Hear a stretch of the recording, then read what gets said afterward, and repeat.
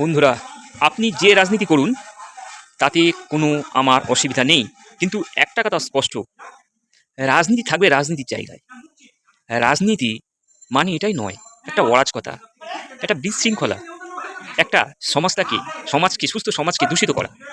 শুধু তাই কি, ছাত্র সমাজে যুবদের যাতে তারা সামনের দিনে তাদের এডুকেশন পারপাসে বৃহত্তর জায়গা করতে পারে।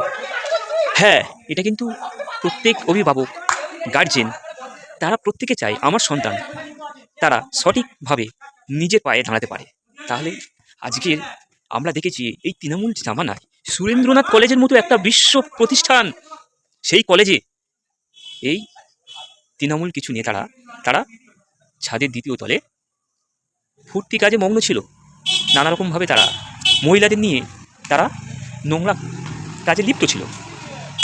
শুধু তাই কি, ঘটনা আর একবার মানুষকে চাঞ্চল্যকর তৈরি করলো।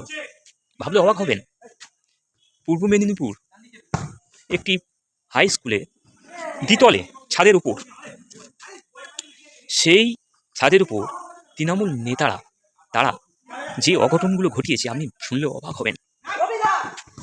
মহিলাদেরকে নিয়ে প্রথমত তারা অনেক অশ্লীল অনেক কাজে লিপ্ত ছিল।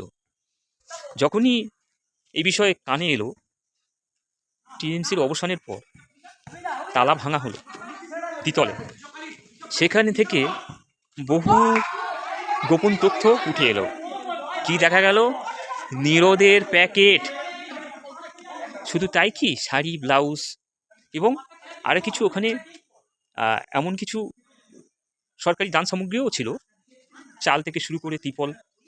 হ্যাঁ, এগুলো থাকতেই পারে, কিন্তু একটা স্কুলের মতো শিক্ষা প্রতিষ্ঠানে যেখানে ছাত্রছাত্রীদের একটা ভরসা করে যে স্কুলে পাঠানো হয় তাদের শিক্ষা অয়নের জন্য, আজকে সেই স্কুলের ছাদে যদি এই নোংরা কাজগুলো হয়, যেগুলো মানুষ ভাবতে পারে না যে এত জঘন্য, এত নোংরা, নিচে নেমে যাবে, এদেরকে মানুষ বলা যায়?